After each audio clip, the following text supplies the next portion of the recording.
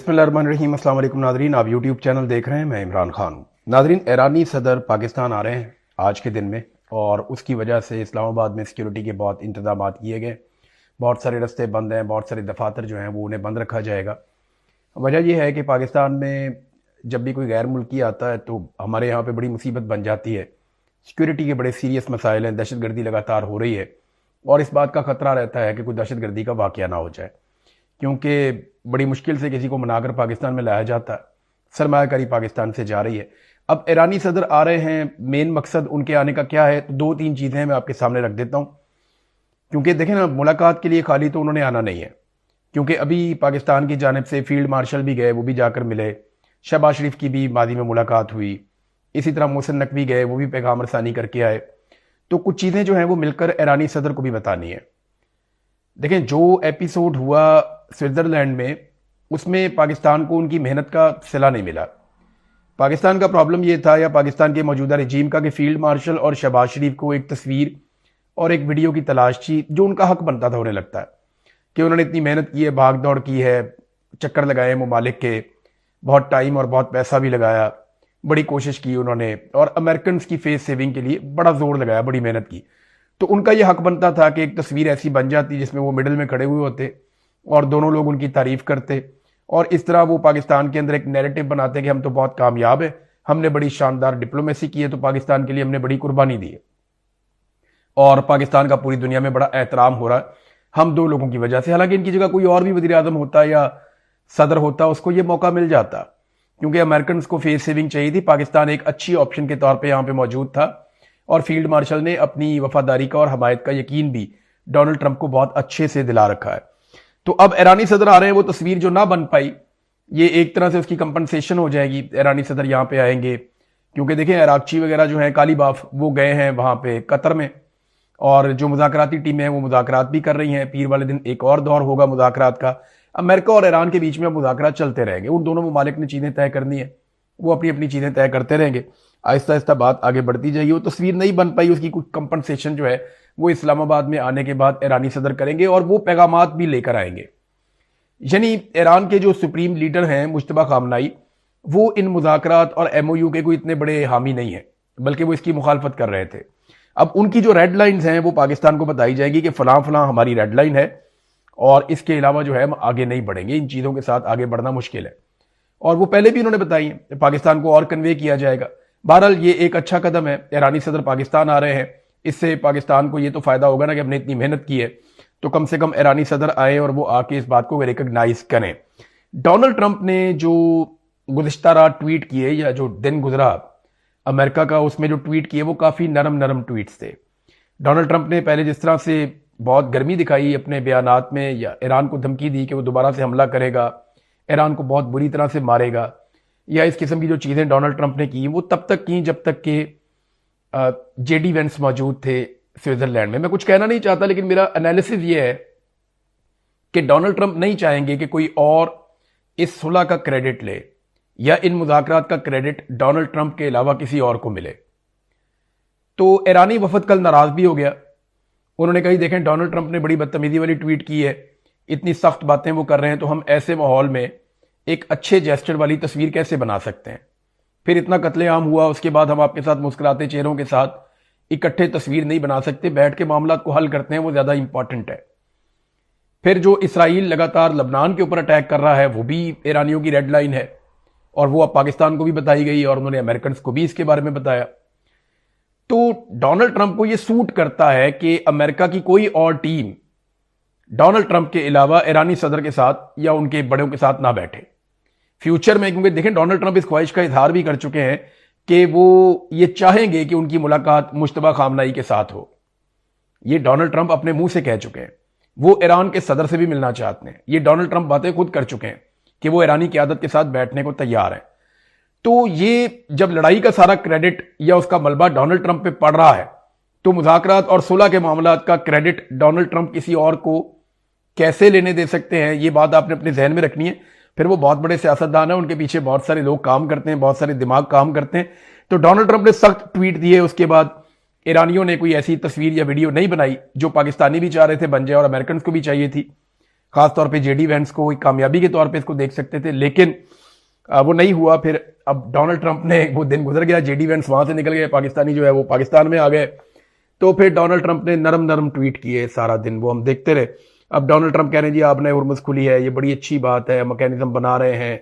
फिर उन्होंने कहा जी ईरान को जो पैसा दिया जाएगा वो कैसे दिया जाएगा। दो कामयाबियां ईरान ने हासिल की हैं स्विट्जरलैंड के अंदर। नंबर एक, ईरान को तेल की तिजारत का एक इजाजतनामा मिल गया 60 दिन के लिए।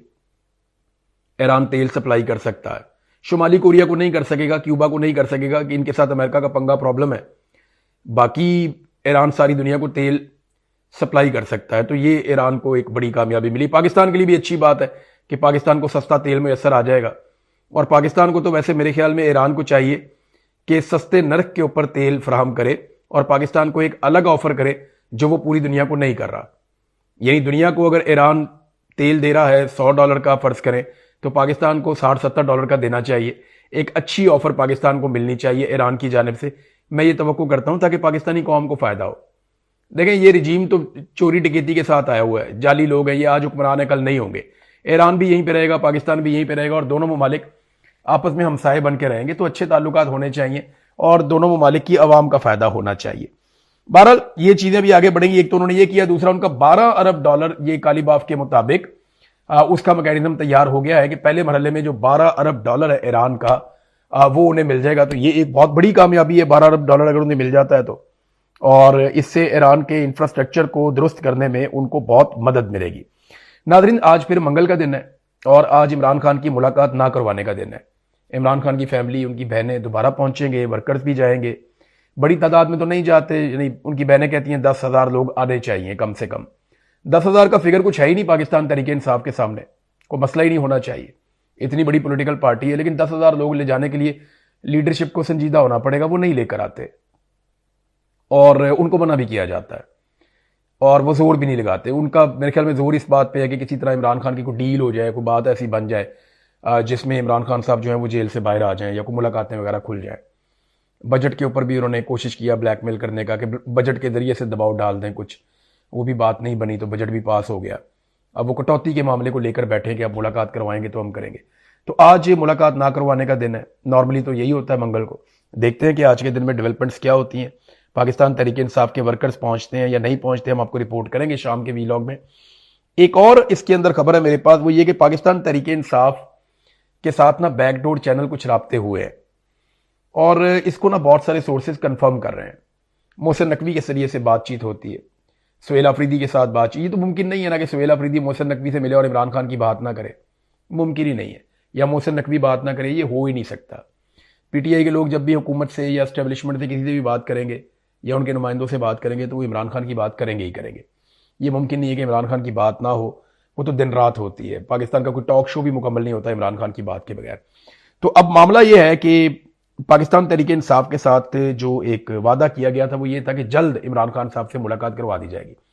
खास तौर पे जो इसमें एक टाइम ड्यूरेशन था ना, वो था जून का, कि जून में सुहेल अफरीदी को मुलाकात मिल जाएगी या सुहेल अफरीदी के किसी नुमाइंदे को मुलाकात मिल जाएगी और इमरान खान की फैमिली को भी मुलाकात करवाई जाएगी और इलाज के हवाले से भी यकीन दहानी करवाई गई थी। अगर तो पाकिस्तान तहरीके इंसाफ को एक मरतबा फिर धोखा मिलता है जैसे कि हमेशा मिलता है, तो तहरीके इंसाफ ने इस बात पर गौर शुरू कर दिया है कि वो अब एक कॉल देने वाले हैं।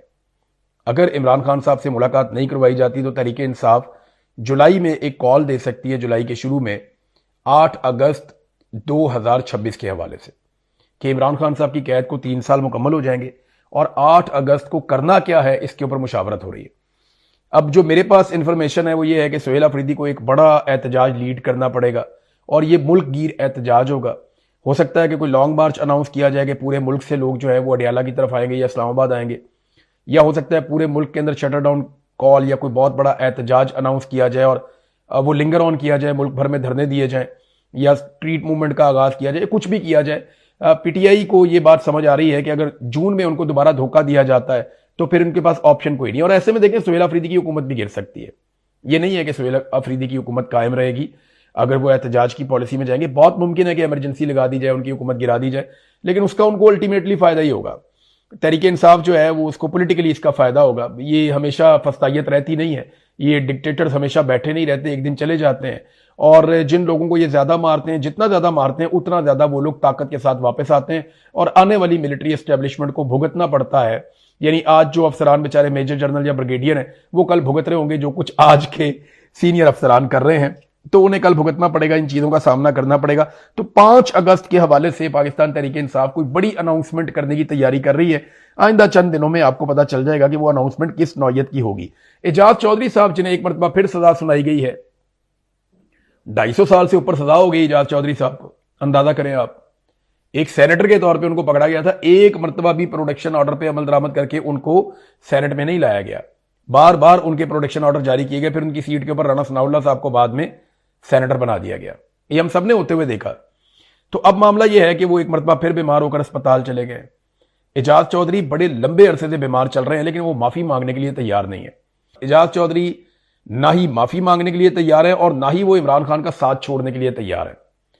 तो वो अब इस लड़ाई को जो है ना बड़े इत्मीनान के साथ लड़ रहे हैं बीमार होने के बावजूद। यास्मीन राशिद बीमार हैं, उमर चीमा फ्रोजन शोल्डर का उनका बड़ा सीरियस इशू है और इसमें बहुत तकलीफ होती है, इसके बावजूद वो मुकाबला कर रहे हैं। महमूद रशीद साहब को मैं जेल में मिला था, वो शदीद तकलीफ में थे लेकिन वो बड़े हौसले में थे, बल्कि वो मुझे कह रहे थे कि इमरान साहब आपने घबराना नहीं है, मुझे पता है कि हमें यहां पे हो सकता है कई साल भी लग जाएं और ये निजाम हमें ना छोड़े। तो मैंने कहा जी आप ज़हनी तौर पर कहते, मैं बिल्कुल ज़हनी तौर पर तैयार हूं, मैं यहां लंबा टाइम गुजारने के लिए ज़हनी तौर पर तैयार हूं, अल्लाह ताला हमारी मदद करेगा, ये निजाम हमें नहीं छोड़ेगा। और वो काफी बीमार थे, यानी उन्हें दिक्कत हो रही थी बातचीत करने में भी, उस वक्त वो काफी बीमार थे मियां महमूद रशीद साहब, और मैं जाती तौर पे इस बात का गवाह हूं। लेकिन वो बड़े हौसले में थे, बड़े मजबूत थे मियां महमूद रशीद साहब। मेरी उनसे एक मुलाकात हुई और जरा थोड़ी सी हमें जबरदस्ती भी मुलाकात करनी पड़ी क्योंकि जेल का अमला में रोक रहा था, वो इस तरफ से आए थे और मैं इस तरफ से गया था। तो हमने फिर कहा नहीं जी हम बात करेंगे तो हम जाएंगे, अदरवाइज आप हमारे साथ जबरदस्ती आपको करनी पड़ेगी। तो वो फिर उन्होंने थोड़ा हमें टाइम दिया, हमने बातचीत की आपस में। 2 मरतबा मुझे महमूद रशीद साहब से बात करने का सामने आकर मौका मिला, वो भी बीमार थे। यास्मीन राशिद साहबा कैंसर सर्वाइवर, बार बार बीमार हो जाती हैं, बार बार उनको प्रॉब्लम्स होते हैं, लेकिन उसके बावजूद उनको भी नहीं छोड़ा जा रहा। तो एजाज चौधरी साहब की हालत काफी खराब है, वो बीमार है, उनको एक मरतबा फिर अस्पताल मुंतकिल किया गया, लेकिन सिस्टम को परवाह ही नहीं। मैंने आपको बताया था कि अहमद फरहाद साहब को गिरफ्तार किया गया था। अहमद फरहाद साहब को 3 MPO के तहत जो पहली खबर आई थी कि पुलिस ने उनको हिरासत में ले लिया, और 3 MPO के तहत जब आप किसी को हिरासत में लेते हैं तो फिर आप उसको जेल भिजवा देते हैं और नजरबंद कर देते हैं।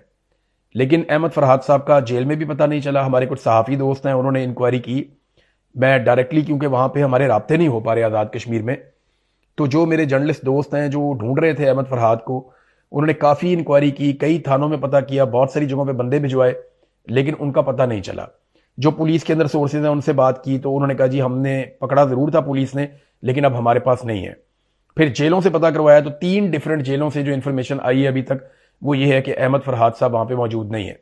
अब उन्हें कहाँ छुपाया गया, कौन उन्हें लेकर चला गया, इसके बारे में कुछ पता नहीं है। मैंने उनकी फैमिली के साथ भी रब्ता किया और उन्होंने जो अभी तक मुझे इन्फॉर्मेशन दी, उन्होंने कहा जी हमें कोई मालूमात मिलेंगी तो हम आपको जरूर बताएंगे। हमें भी सिर्फ यही पता चला था कि अहमद फरहाद को 3 MPO के तहत गिरफ्तार कर लिया गया है, उसके बाद हमें कोई इतला नहीं मिली। उसके बाद जो हमें पहली इतला मिलती है वो आपके ट्वीट के जरिए मिलती है कि उनका पता नहीं चल रहा, और हमें अभी तक उनके बारे में कुछ नहीं पता। लेकिन जैसे ही हमें कोई अपडेट मिलती है अहमद फरहाद के बारे में हम आपको बताएंगे, तो आप आगाह कर दीजिएगा अपने प्लेटफॉर्म से, तो मैं जरूर आपको बताऊंगा। नादरीन, फजलुर रहमान साहब ने, क्योंकि कश्मीर की बात हो रही है तो उस पर आगे और बात कर लेते हैं। फजलुर रहमान साहब ने एक ऑफर करवाई कि मैं मुज़ाकरात करवा देता हूं और मुझे थोड़ा टाइम चाहिए मुज़ाकरात करवाने के लिए। फजलुर रहमान साहब ने एक दावा तो किया था कि मैं कश्मीरियों के साथ बातचीत करता हूं। अचक ज़ई साहब भी मैदान में आए हैं, वो भी बातचीत करना चाह रहे हैं। तो कश्मीर के मामले में अपोजिशन को अपना रोल जरूर प्ले करना चाहिए। देखिए, हुकूमत रोजाना वहां पे बंदों को मार रही है, जख्मी कर रही है, गिरफ्तार कर रही है, एक नफरत फैला रही है। तो कश्मीर के अंदर ना लंबे अरसे तक आपकी ये पॉलिसी चल नहीं सकती। ओवरसीज कश्मीरियों के अंदर बहुत सख्त रद्देमल पैदा हो गया। ये यहाँ पे बहुत सारे ऐसे शहरी हैं जो एहतजाज हमेशा किया करते थे इंडिया के खिलाफ कि इंडिया मकबूजा कश्मीर में जुल्म कर रहा है। अब पाकिस्तान की मिलिट्री एस्टेब्लिशमेंट की ऐसी घटिया पॉलिसी है कि उनके नतीजे में वही शहरी जो बरतानिया में रहते हैं वो अब एहतजाज करते हैं पाकिस्तान के खिलाफ कि जनाब आजाद कश्मीर के अंदर जुल्म हो रहा है। पहले जो मकबूजा कश्मीर में जुल्म की वजह से इंडिया के खिलाफ एहतजाज करते थे, अब वो आजाद कश्मीर में जुल्म की वजह से पाकिस्तान के खिलाफ एहतजाज कर रहे हैं। ये हमारी मिलिट्री एस्टेब्लिशमेंट की पॉलिसी ने यहां पे लाकर पाकिस्तान को खड़ा कर दिया। फजलुर रहमान साहब ने कहा कि धरने वर्ने मौखर करें और जो अगला प्लान है उसको मौखर करें और मुझे वक्त दें, मैं इस मामले का कोई हल निकालता हूं। अब वो हुकूमत के साथ मिलेंगे, बैठेंगे, बातचीत करेंगे, एस्टेब्लिशमेंट को पैगाम जाएगा, मोहसिन नकवी के साथ बातचीत की जाएगी, शहबाज शरीफ से की जाएगी, कोई रास्ता निकालने की कोशिश की जाएगी ताकि आज़ाद कश्मीर के मामला नॉर्मलाइज हो सकें। लेकिन लोग अपना हक मांग रहे हैं, उन्हें उनका हक मिलना चाहिए और कोई रास्ता निकाल कर लोगों को देना चाहिए। अगर आप ये कहते हैं कि लोग वोट के जरिए से अपना हक दें, तो फिर जिस पार्टी ने ये मुतालबात किए हैं उन्हें इलेक्शन लड़ने का मौका दें। आपने उनको कलअदम करार दे दिया है, उनके बंदे उठा के सारे 4th शेड्यूल के अंदर डाल दिए। हम सारे जानते हैं कि वो दहशतगर्द नहीं है। कश्मीरी बार बार कह रहे हैं कि हम दहशतगर्द नहीं है। कश्मीरी बार बार कह रहे हैं कि हम किसी रियासत के, पाकिस्तान के दुश्मन नहीं है, हमारी किसी इदारे से लड़ाई नहीं है। हम सिर्फ जालिम हुक्मरानों से अपने हकूक मांग रहे हैं, जो हमारा हक है, और पाकिस्तानियों का भी हक है कि वो इन जालिम हुक्मरानों से अपने हकूक मांगे। तो फजल रहमान साहब और अचकजई साहब का बीच में आना ये एक पॉजिटिव चीज है। मारंग बलोच साहिबा के हवाले से बलूचिस्तान में काफी इस्तराब है, लेकिन इसके बारे में कोई रिपोर्टिंग नहीं हो रही। बलूचिस्तान में मीडिया रिपोर्टिंग सिफर है। वो जो इश्तिहार बलूचिस्तान की हुकूमत छाप देती है बस वही है, या बलूचिस्तान का जो कठपुतली वजीर आला है वो जो बात कर देता है बस वही है। बलूचिस्तान की हालत बिल्कुल कंट्रोल से बाहर है। वहां के शहरी हुकूमत से सख्त नाराज हैं और एस्टेब्लिशमेंट और हुकूमत का जो एक पूरा रजीम वहां पे बना हुआ है इससे सख्त खाइफ हैं। हमने देखा जब दहशतगर्द हमले हुए तो लोग नॉर्मल तरीके से बाजारों में घूम रहे थे, उन्हें दहशतगर्दों की मौजूदगी से खौफ नहीं आ रहा था। जबकि सिक्योरिटी फोर्सेस के बारे में लोगों की राय काफी मुख्तलिफ है। बड़ी तकलीफ दे बात है ये, लेकिन ये एक हकीकत है। लोग अपने मसाइल के लिए जिम्मेदार अब मिलिट्री एस्टेब्लिशमेंट को और इस हुकूमत को समझते हैं। जहां पे कल तक लोग ये कहते थे कि जनाब सरदार हमारे लिए रिस्पॉन्सिबल हैं और उन्होंने हमारे लिए कुछ नहीं किया, तो अब लोग कहते हैं कि पाकिस्तान की मिलिट्री एस्टेब्लिशमेंट जिम्मेदार है, उन्होंने हमारे वसाइल पे कब्जा किया हुआ है और वो हमारे हकूक छीन रहे हैं और हमारे ऊपर जाली हुक्मरान लाकर हमेशा से बिठाए हुए हैं। सरदार भी वही बिठाते थे और इन लोगों को भी उन्होंने बिठाया हुआ है। तो मारंग बलोच का नुकसान नहीं हो रहा, नुकसान पाकिस्तान की रियासत का हो रहा है। आलमी सतह पर रद्दमल अभी आएगा। आप देखेंगे आने वाले दिनों में मारंग बलोच के लिए आलमी सतह पर आवाजें उठाई जाएंगी। जेल में होने के बावजूद ईमान मजारी और हादी अली चट्टा को यूरोपीय यूनियन से एक बहुत बड़ा अवार्ड मिला है, जो उन वकला को जारी किया जाता है जो इंसानी हकूक के लिए बेहतरीन खिदमात सर अंजाम देते हैं। सबसे पहले यह अवार्ड नेल्सन मंडेला को मिला था और अब यह अवार्ड जो है वो हादी अली चट्टा और ईमान मजारी को मिला है। पाकिस्तान के लिए एक बड़ा एजाज है। लेकिन बड़ी बात यह है कि ये दोनों अहबाब, खातून और हजरत, दोनों जो है वो इस वक्त जेल के अंदर बंद है और उनको जेल में बंदिश के बावजूद ये अवार्ड मिला है। पाकिस्तानियों के लिए तो फख्र की बात है, लेकिन पाकिस्तानी रियासत के लिए या पाकिस्तानी हुकूमत के लिए ये शर्मिंदगी की बात है। इसमें कोई काबिल फख्र चीज नहीं है। नादरीन, एक और चीज मैं आपके साथ शेयर करता हूं कि काले चैनल के खिलाफ अमजद अली साहब हैं जी, ये खैबर पख्तूनख्वा से बड़े दबंग और बड़े मजबूत आवाज है। उन्होंने काले चैनल के खिलाफ खैबर पख्तूनख्वा असेंबली में आवाज उठाई है। और मैं देखें, काले चैनल के बारे में मैं आपको एक बात बताऊं कि एक दिन आएगा कि काले चैनल के बारे में सारे ही आवाज उठाएंगे, क्योंकि ये काला चैनल किसी का नहीं है, ये किसी पॉलिटिकल पार्टी का सपोर्टर नहीं है, ये मिलिट्री एस्टेब्लिशमेंट का चैनल है जिसको एजेंसियां चलाती हैं। और काले चैनल के बारे में मैं आपको एक दो चीजें बता दूं। देखें, हर चैनल जब बनता है ना तो उसका एक फाइनेंशियल मॉडल होता है, यानी वो कैसे सस्टेन कर सकता है। मिसाल के तौर पर मैं एक चैनल बनाता हूं, वो 100 रुपया कमाता है, तो मैं उस चैनल के ऊपर 50 रुपए खर्च लूंगा, 60 रुपए खर्च लूंगा, 70 रुपए खर्च लूंगा। अगर मैं बहुत ही शौकीन हूं तो मैं 90 रुपए खर्च लूंगा, और अगर मैं उसको बैलेंस करके भी चलाता हूं तो मैं 100 रुपया कमाऊंगा, 100 रुपया खर्च लूंगा कि ठीक है मेरा चैनल बैलेंस में चल रहा है, अपना खर्चा तो उठा रहा है, कम से कम ये तो मैं करूंगा ना। लेकिन ऐसा मैं कभी नहीं करूंगा कि मेरा चैनल 10 रुपए कमा रहा है और हर महीने में उसके ऊपर 100 रुपया लगाऊं, या मेरा चैनल 5 रुपए कमा रहा है और हर महीने में उसके ऊपर 100 रुपया लगाऊं। तो ये फाइनेंशियली ये चैनल वायबल ही नहीं है, यानी इसका जो फाइनेंशियल मॉडल है वो बिल्कुल ही गलत है। इस चैनल के ऊपर करोड़ों रुपया खर्च किया जाता है, बहुत सारे मुलाजमीन रखे हुए हैं, बहुत सारे लोग जो हैं वो यहां पे काम करते हैं, बहुत सारे एनालिस्ट हैं, पूरा एक बहुत बड़ा दफ्तर है, एक बहुत बड़ा सिस्टम है। ये जो लोग इसके ऊपर इंटरव्यूज देते हैं या लेते हैं उनको भारी तनख्वाहें और पैसा दिया जाता है, उनके चेक जारी करवाए जाते हैं, और ये एजेंसियों के दफ्तरों से पैसा आता है जो काले चैनल पे खर्च किया जाता है, और एजेंसियों के जेरे कंट्रोल ये चैनल है। ये किसी सियासतदान को दुरुस्त नहीं मानते, ये सिर्फ मिलिट्री एस्टेब्लिशमेंट के एजेंडे को फॉलो करता है ये चैनल। तो आज अगर ये चैनल पाकिस्तान तहरीक इंसाफ को गाली दे रहा है तो याद रखिएगा, इन्होंने तहरीक लब्बैक को गाली दी, तहरीक इंसाफ को गाली दी, आजकल कश्मीरियों को गद्दार कह रहे हैं, बलोचों को गद्दार कह रहे हैं। आने वाले वक्त में ये PMLN को भी गाली देगा, पीपल्स पार्टी को भी गाली देगा, ANP को भी गाली देगा, फजलुर रहमान को भी गाली देगा।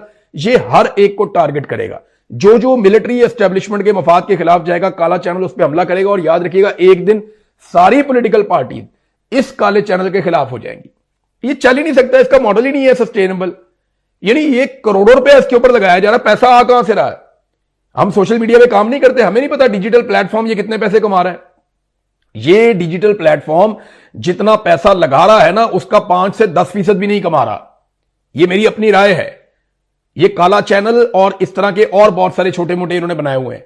ये मिलिट्री एस्टेब्लिशमेंट का डिजिटल मीडिया है, जिसको पूरे पाकिस्तान को रद्द करना चाहिए और इनको गुड बाय कर देना चाहिए। इनको देखना ही नहीं चाहिए, ये फजूल है बिल्कुल, ये एजेंडे के ऊपर चलते हैं।